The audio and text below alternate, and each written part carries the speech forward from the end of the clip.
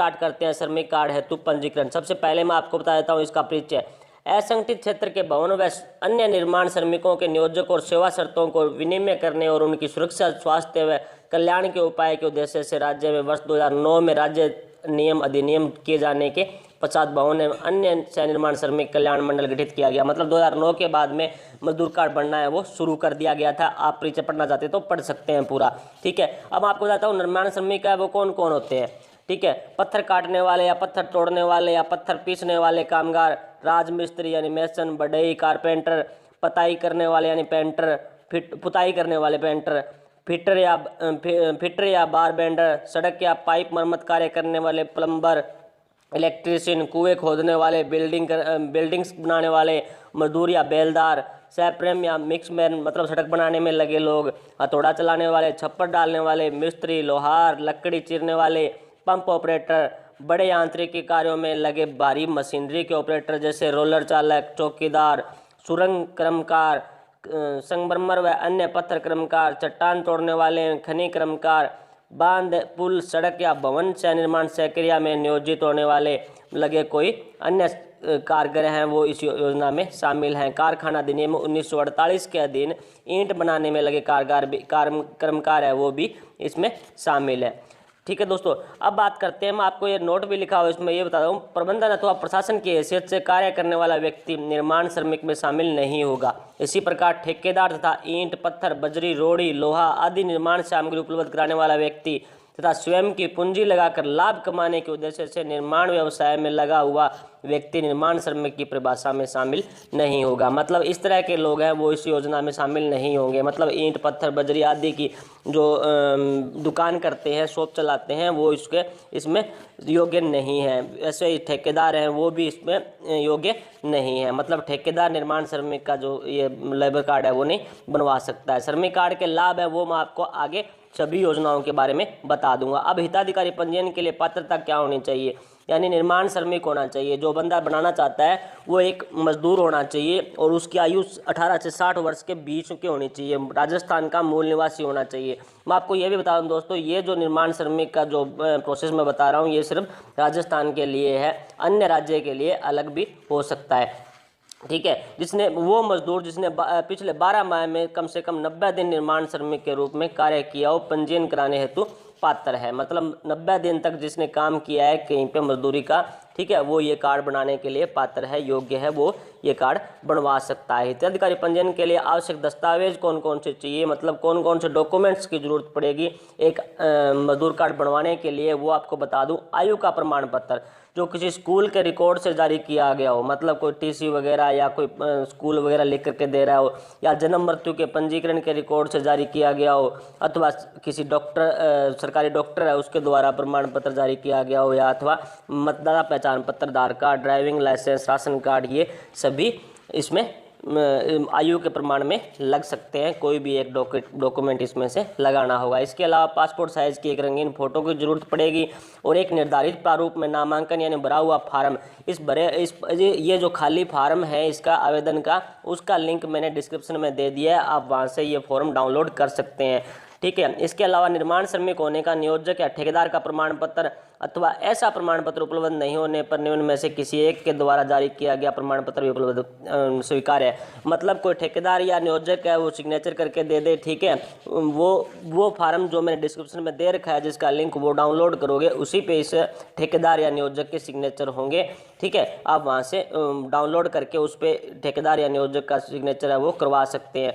अगर इनमें आपके पास ठेकेदार या नियोजक नहीं है तो पंजीकृत निर्माण श्रमिक संघ द्वारा या संबंधित क्षेत्र के श्रम निरीक्षक द्वारा या पंचायत के कार्यकारी अधिकारी मतलब ग्राम सचिव द्वारा अगर आप करवाना चाहते हैं सिग्नेचर वगैरह तो करवा सकते हैं। जैसे एलडीसी वगैरह होते हैं नरेगा के, अगर आप नरेगा में कार्य कर रहे हैं तो आप एलडीसी के सिग्नेचर करवा के भी वो फॉर्म ई मित्रा पर जमा करवा सकते हैं, ठीक है। अब मैं बताता हूँ इसका शुल्क क्या लगता है। इसका शुल्क लगता है वो होता है टोटल 135 रुपये। मतलब 30 रुपये तो उस टाइम लगता है जिस टाइम आवेदन सबमिट किया जाता है, 95 रुपये उस टाइम लगता है मतलब आवेदन पूर्ण होने के बाद में जो फीस जमा करवाई जाती है 5 सालों के लिए, तब 95 रुपये लगते हैं। और 10 रुपये तब लगता है जब श्रमिक कार्ड को प्रिंट किया जाता है। प्रिंट करते टाइम है वो 10 रुपये का जो चार्ज है वो लगता है। मतलब कुल 135 रुपये का भुगतान है वो आपको ई मित्रा वाले को करना पड़ेगा। टोटल जो इसका खर्चा है 135 रुपये। अब बात करते हैं श्रमिक कार्ड जारी होने की समयावधि। अपेक्षित शुल्क और दस्तावेजों के साथ पूर्ण आवेदन पत्र प्रस्तुत करने की तारीख से 30 दिन के भीतर श्रमिक कार्ड जारी कर दिया जाता है। इसमें ये लिखा हुआ है, लेकिन दोस्तों इसमें टाइम काफ़ी लगता है, 3 से 4 महीने भी लग जाते हैं, क्योंकि पहले तो कम लोग श्रमिक कार्ड बनाते थे, इस वजह से 15-20 दिन 30 दिन में बन जाता था। लेकिन अभी हर किसी को श्रमिक कार्ड के फायदों के बारे में जानकारी है, इसलिए थोड़ा टाइम लगता है इसमें। 2-3-4 महीने तक का भी टाइम लग जाता है, मतलब 100 दिन के लगभग भी टाइम लग जाता है, क्योंकि अभी काफ़ी लोग इसको बनाने स्टार्ट कर दिए हैं। अब बात करते हैं कि क्यों सुधार तो महत्वपूर्ण बिंदु कौन कौन से हैं वो मैं आपको बता दूँ। आवेदन के लिए आवश्यक सभी दस्तावेजों की जाँच कर ले में, ये जो मैं आपको बिंदु बता रहा हूँ ये सिर्फ उन्हीं के लिए है जो ई मित्रा पर आवेदन कर रहे हैं, मतलब क्योसक हैं, ई मित्रा वाले हैं, उन्हीं के लिए है, इसलिए इसकी जानकारी मैं आपको नहीं दूंगा। ठीक है, अभी मैं आपको पूरा प्रोसेस है जो आपको कागजी प्रोसेस है वो मैंने आपको बता दिया। इसके अलावा मैं आपको बताता हूँ कि मैंने एक डिस्क्रिप्शन में फार्म दे रखा है, वो फार्म आप डाउनलोड कीजिए, उसको भरिए। उसमें कुछ भी नहीं है, ज़्यादा कठिन कोई फार्म नहीं है, सिर्फ नाम वगैरह, डेट ऑफ बर्थ वगैरह, एड्रेस वगैरह, बस यही लिखा हुआ है। और आपने कहाँ कहाँ काम किया है, इस तरह की पिछले 90 दिनों में जहाँ जहाँ आपने काम किया है उसकी डिटेल आपको भरनी है, बस इतना सा है और कुछ भी नहीं है। और उसके पीछे एक फॉर्म के पिछली साइड में एक जगह दी हुई है, वहाँ पे आपको किसी नियोजक ठेकेदार के सिग्नेचर है वो करवाने हैं। वो सब कुछ वो ठेकेदार के सिग्नेचर करवाने के बाद में आपको नॉमिनी डिटेल भरनी है कि आपको अगर बाई चांस कल को कुछ हो जाए आपके, ठीक है, तो आपके नॉमिनी के रूप में जो मजदूर कार्ड की जो भी सेवाएं हैं, जो भी मतलब आर्थिक सहायता मिल रही है वो किसको मिलनी चाहिए। ठीक है, बस यही फॉर्म है। इस फॉर्म को आपको ई मित्रा पे जमा करवाना है जा करके, और ऐसा लंबा चौड़ा कोई प्रोसेस नहीं है। ठीक है, अब मैं 135 रुपये का आपको उन्हें चार्ज देना है। अब मैं आपको बताता हूँ कि इसके जो फायदे हैं, इस मजदूर कार्ड बनवा लिया, मजदूर कार्ड बनवाने के बाद में जो लाभ हैं वो क्या क्या हैं, उसके बाद में आप क्या क्या हासिल कर सकते हैं, कौन कौन सी सुविधाओं का फ़ायदा उठा सकते हैं, वो सब मैं आपको अब बताता हूँ। इसमें कई तरह की योजनाएं हैं, वो जिन योजनाओं के जिन योजनाओं के तहत आप छात्रवृत्ति, ठीक है, सुरक्षा, भविष्य सुरक्षा योजना, इस तरह की जो योजनाएं हैं उनका फ़ायदा उठा सकते हैं। सबसे पहले अपने बात करते हैं निर्माण श्रमिक शिक्षा व कौशल विकास योजना की। इस योजना के तहत क्या होता है कि जो मजदूर कार्ड धारक है उसके बच्चों को छात्रवृत्ति दी जाती है। कक्षा 6 से 8 तक के जो छात्र है उसको 8,000 रुपये, और जो छात्रा है मतलब लड़की है उसको 9,000 रुपये। कक्षा 9 से 12 के लिए छात्रवृत्ति जाती है, वो आपको बता दूं, छात्र के लिए 9,000 रुपये और छात्रा के लिए 10,000 रुपये। अगर आप ITI कर रहे हैं, लड़का है, छात्र है, तो 9,000 रुपये, छात्रा है तो 10,000 रुपये। डिप्लोमा छात्र है कोई तो उसे 10,000 रुपये, अगर वो डिप्लोमा कोई छात्रा कर रही है तो उसे 11,000 रुपये। BA करने वाले छात्र को 13,000 रुपये सालाना। ये जो भी मैंने आपको बताया ये सब सालाना है, हर साल इतनी जो है वो दी जाती है छात्रवृत्ति। जो BA लेवल का छात्र है उन्हें 13,000 रुपये, और जो छात्र है उन्हें 15,000 रुपये।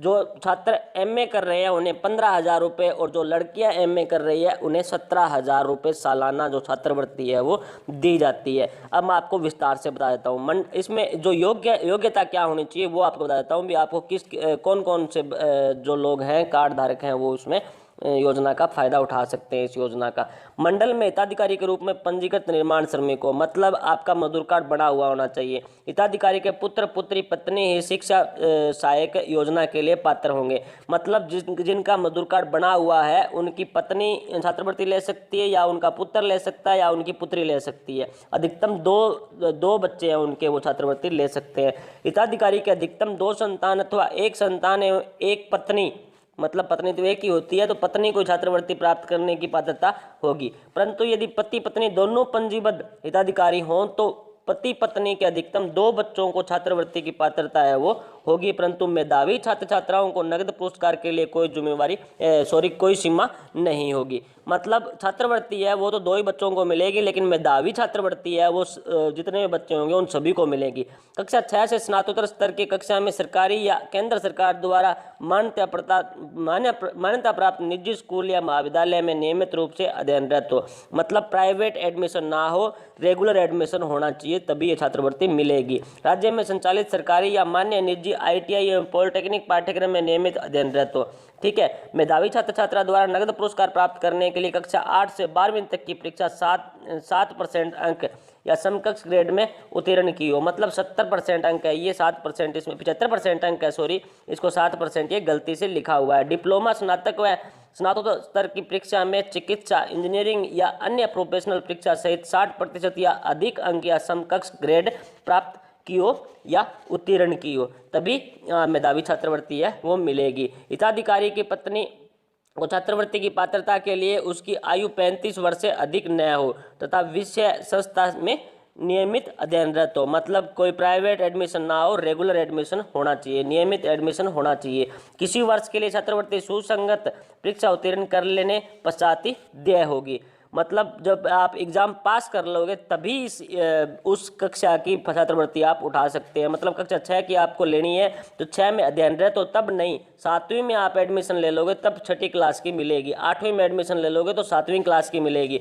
ग्रीष्म अवकाश के बाद शिक्षण प्रशिक्षण संस्था खुलने पर छात्र छात्रा द्वारा आगामी कक्षा में प्रवेश प्राप्त करने पर छात्रवृत्ति की पात्रता होगी, वो मैंने आपको बताई दी है। अधिनियम की धारा ये अधिनियम है जिसके तहत ये छात्रवृत्ति देय है। दूसरी इसकी योजना है वो है शुभ शक्ति योजना। मतलब जिनके पास मजदूर कार्ड बना हुआ है वो शुभ शक्ति योजना में हिस्सा ले सकते हैं, इस योजना का फायदा है वो उठा सकते हैं। इस योजना के तहत क्या होता है कि किसी भी मजदूर कार्ड की 2 बेटियों की शादी पर 55 हज़ार रुपये यानी टोटल 1,10,000 रुपये की सरकारी सहायता है वो सरकार द्वारा दी जाती है।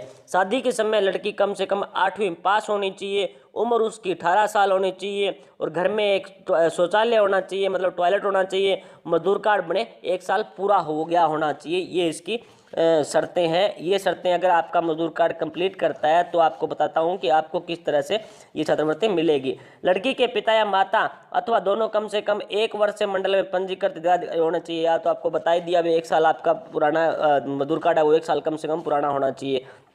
हिताधिकारी के अधिकतम 2 पुत्रियों को ये राशि है वो देय होगी और हिताधिकारी की न्यूनतम हिताधिकारी की पुत्री का आयु 18 वर्ष कम से कम होनी चाहिए, 8वीं पास होना चाहिए, उसके नाम का एक बैंक बचत खाता होना चाहिए, शौचालय होना चाहिए।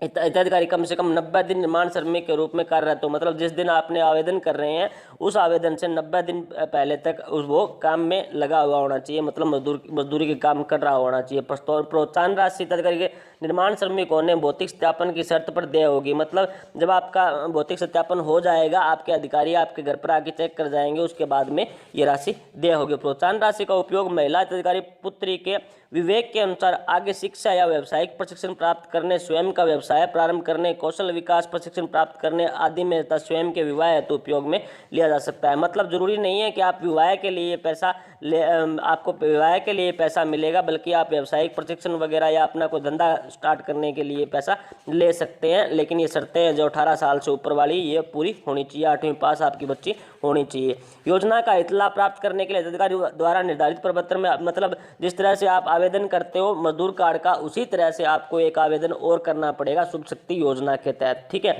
जिन लड़कियों के लिए हिताधिकारियों को पूर्व में मंडल की विवाह सहायता योजना के अंतर्गत सहायता प्राप्त हो चुकी है और इस योजना में सहायता देय नहीं होगी। मतलब जिन लड़कियों को पहले से सरकार द्वारा किसी तरह की कोई योजना के तहत, मतलब किसी विवाह योजना के तहत विवाह की सहायता मिल चुकी है, उन लोगों को, उन लड़कियों के लिए ये योजना नहीं है, ये उनके उस योजना के लिए योग्य नहीं है। अब अगली बात करते हैं अपने प्रसूति सहायता योजना की। इसके तहत क्या होता है कि मजदूर कार्ड धारक के अगर लड़के का जन्म होता है तो उसे 20,000 रुपये और लड़की का जन्म होता है तो इसे 21,000 रुपये सरकार द्वारा दी जाती है, सहायता राशि दी जाती है। इसे बोलते हैं प्रसूति सहायता योजना। ये मजदूर कार्ड की टोटल ये जो भी योजनाएं मैं बता रहा हूँ आपको, ये सब मजदूर कार्ड की योजनाएं हैं। इसके लिए योग्यता क्या होनी चाहिए? महिला श्रमिक अधिनियम की धारा 13 के अंतर्गत हिताधिकारी परिचय पत्रधारी हो। ठीक है, मतलब उसका बना हुआ होना चाहिए मजदूर कार्ड। प्रसव के समय महिला हिताधिकारी की आयु है 20 वर्ष से कम नहीं होनी चाहिए। ठीक है, दूसरी इसकी ये शर्त है। तीसरी, प्रसूति हित लाभ अधिकतम 2 बार के प्रसव हेतु देय होगा। पंजीयन के पूर्व 2 या अधिक संतान होने की स्थिति में सहायता देय नहीं होगी। मतलब अगर आपके पहले से 2 बच्चे हैं और उसके बाद में आपने मजदूर कार्ड बनाया और आपके तीसरा बच्चा हो रहा है तो आपको इस योजना में लाभ नहीं मिलेगा। अगर आपके पहले से 1 बच्चा है तो 1 बच्चे तक आपको इस योजना का लाभ है वो मिल सकता है। अधिकतम 2 बच्चों तक इसका लाभ है वो मिलता है। ठीक है, ऐसे निर्माण कर्मकारी अधिकारी जो मंडल की निधि में मासिक अभिदाय जमा करने की चूक डिफॉल्ट करते हैं, उन्हें प्रसूति सहायता योजना के लाभ की पात्रता नहीं होगी। मतलब अगर आप 5 साल तक, ये पहले तो 1 साल हर साल इसकी फीस भरी जाती थी, लेकिन अब 5 साल तक भरी जाती है। एक बार फीस भरने के बाद 5 साल तक आपको फीस भरवाने की जरूरत नहीं है। इसके कहने का मतलब ये है कि आपको हर 5 साल में आपको फीस जमा करवानी होगी, ऐसा ना हो कि आपकी चूक हो गई हो, ठीक है, तभी आप इस योजना का फायदा है वो उठा सकते हैं। पुनः मासिक अदायगी न करने की चूक, ये तो आपको बता ही दिया मैंने पहले। योजना के अंतर्गत प्रसूति लाभ संस्थागत प्रसव परिदेय होंगे, मतलब सरकारी हॉस्पिटल या फिर सरकारी हॉस्पिटल से अधिकृत रजिस्टर्ड किसी संस्था या प्राइवेट हॉस्पिटल, ऐसा हॉस्पिटल जिस जो सरकारी संस्था से संपर्क कर सरकारी हॉस्पिटल से अधिकृत हो, तब वहाँ अगर उस बच्चे का जन्म होता है, प्रसव अगर उसी हॉस्पिटल में होता है, तभी आपको ये इस योजना का फायदा मिलेगा। यानी या तो सरकारी हॉस्पिटल होना चाहिए, या सरकारी हॉस्पिटल से अधिकृत कोई संस्था होनी चाहिए, या सरकारी हॉस्पिटल से अधिकृत कोई दूसरा प्राइवेट हॉस्पिटल होना चाहिए, तभी आप इस योजना का फायदा उठा सकते हैं। अगली योजना की बात करूं तो इसमें मिलता है आपको हिताधिकारी की सामान्य अथवा दुर्घटना में मृत्यु या घायल होने की दशा में सहायता योजना है 2014। ये क्या है कि मजदूर कार्ड धारक के साथ दुर्घटना होने पर 30,000 से 5 लाख रुपए तक की सरकारी राशि है वो दी जाती है, सरकारी सहायता दी जाती है। वो अलग अलग डिपेंड करता है कि आपका हाथ पैर कटता है, या फिर आपके बाई चांस भगवान ना करे किसी की डेथ हो जाती है, या आप परमानेंट विकलांग हो जाते हैं, उस हिसाब से डिपेंड करता है कि 30,000 से 5 लाख रुपए तक के बीच में आपको कौन सी राशि देय होगी। 18 से, इसके लिए क्या होगा, 18 से 60 वर्ष की उम्र के निर्माण श्रमिक योजना के लिए पात्र होंगे। मतलब जो मजदूर कार्ड बनवाने की योग्यता है वही इसमें 60 वर्ष तक की उम्र तक, 18 से 60 वर्ष तक की उम्र तक आपके साथ अगर किसी तरह की दुर्घटना होती है और आपका मजदूर कार्ड बना हुआ है, तो आपको सरकार द्वारा राशि दी जाएगी, सहायता राशि दी जाएगी। हिताधिकारी निर्माण श्रमिक जिनका धारा 12 के अंतर्गत मंडल में पंजीकृत हो चुका है और जो अपना अंशदान नियमित रूप से जमा करवा रहे हैं, वही हिताधिकारी की मृत्यु की दशा में नियमित अंशदान जमा कराने की समय सीमा में 3 माह की शिथिलता होगी। मतलब 3 अगर आपने जमा करवा दिया है, ठीक है, अगर आपका ड्यू हो गया है, सपोज करो कि आपका आज ड्यू हो गया है, मतलब आपकी फीस है वो कंप्लीट हो चुकी है आज, अगर आने वाले 3 महीने के अंदर अंदर आपके साथ किसी की दुर्घटना हो जाती है किसी तरह की, तो आप इसके लिए योग्य है। लेकिन 3 महीने से ऊपर हो गए ड्यू हुए फीस को, तो आप योग्य नहीं होंगे। अगली योजना की बात करता हूँ, निर्माण श्रमिक सुलभ आवास योजना। इसमें क्या होता है कि अगर आपका जमीन का पट्टा होने पर घर बनाते हैं, आपका जमीन का पट्टा है आपके पास और उस पर आप घर बनाते हैं, तो 1,50,000 रुपए की सहायता है वो दी जाती है। इसके लिए योग्यता क्या होनी चाहिए वो आपको बता देता हूँ। मंडल में कम से कम 1 वर्ष हिताधिकारी के रूप में पंजीकृत निर्माण श्रमिक हो अथवा अंशदान जमा कराया गया हो, हिताधिकारी के पास आधार कार्ड था, भामाशाह कार्ड हो। यदि स्वयं के भूखंड पर आवास बनाता है तो भूखंड पर स्वयं का या पति पत्नी का मालिकाना हक हो तथा उक्त भूखंड संपत्ति विवाद रहित हो। मतलब मैं आपको वैसे ही बता देता हूँ, इसमें बहुत लंबा चौड़ा सिस्टम है। इसमें क्या होगा कि आप हिताधिकारी आवास हेतु सहायता अनुदान प्राप्त करने के उपरांत 10 वर्ष तक निर्माण अथवा क्रय किए गए या अथवा केंद्र या राज्य सरकार की ओर से आवास की योजना के अंतर्गत प्राप्त किए गए आवास का बेचान एग्रीमेंट है वो सेल नहीं कर सकता है। मतलब अगर आप मकान बनवाना चाहते हैं, आप 1 साल से आपका जो मजदूर कार्ड है वो 1 साल से पुराना है और 1 साल से आप काम कर रहे हैं उस मजदूर कार्ड पे, तो आप घर बनाओगे तो उसमें 1,50,000 रुपए की सहायता राशि आपको दी जाती है मजदूर कार्ड धारक को। ठीक है, मजदूर कार्ड धारक का जो भी है, उसमें क्या होता है कि आपका खुद का पट्टा होना चाहिए। उसके खुद के पट्टे पर अगर आप मकान बना रहे हैं तभी आप इस योजना का फायदा उठा सकते हैं। और मकान बनाने के 10 साल बाद तक क्या है कि आप अपना मकान वो बेच नहीं सकते, चाहे आपका वो खुद का हो, चाहे सरकार द्वारा मिला हुआ हो, चाहे किसी तरह से आपने क्रय किया हो, खरीदा हो। ठीक है, लेकिन आप 10 साल तक उस मकान को बेच नहीं सकते। ये इसमें जो योग्यता है वो है। ठीक है, ये शर्त है वो रखी गई है। स्वयं की बचत बैंक खाता होना चाहिए। ठीक है, इसके लिए भी आपको housing for all mission urban या सरकार की अफोर्डेबल हाउसिंग या मुख्यमंत्री जन आवास योजना या सरकार की अन्य किसी आवास योजना के अंतर्गत आवास प्राप्त करने की निर्धारित शर्तें व पात्रता है वो पूरी करनी होगी, तभी आप इस योजना का फायदा है वो उठा सकते हैं। इसके लिए भी आपको ई मित्रा पर जाकर के आवेदन करना होगा। ई मित्रा पर आप इसका आवेदन करें। ठीक है, इसका पूरा प्रोसेस है वो फॉर्म वहाँ से आप ले सकते हैं ई मित्रा से, और इसकी गाइडलाइन है वो भी वहाँ से ले सकते हैं। वो शर्तें आप पूरी करें तो आपको 1,50,000 रुपये तक की सहायता राशि है वो सरकार द्वारा दी जाएगी। इसमें एक शर्त और रखी गई है, वो भी मैं आपको बता दूं कि यदि हिताधिकारी की या उसकी पति पत्नी का जो भी है, मतलब पत्नी का है तो पत्नी का मजदूर कार्ड है तो पति का, और पति का मजदूर कार्ड है तो पत्नी का, या फिर उसकी पुत्र या पुत्री के नाम पर उसका मालिकाना हक है वो पहले से है आवास पर, तो वो इस योजना का फायदा है वो नहीं उठा सकते हैं। इसके अलावा भी मैं आपको बता देता हूँ, निर्माण श्रमिक जीवन व भविष्य सुरक्षा योजना का फायदा आप इसमें उठा सकते हैं। सिलिकोसिस पीड़ित हिताधिकारियों हेतु सहायता कोष योजना इसमें है। निर्माण श्रमिक औजार टूल किट सहायता योजना, मतलब जो मजदूर हैं या मिस्त्री है वो निर्माण श्रमिक के में काम आने वाले सभी औजार टूल किट है वो भी बहुत ही सस्ते दामों पर या फिर फ्री में सरकार द्वारा ले सकते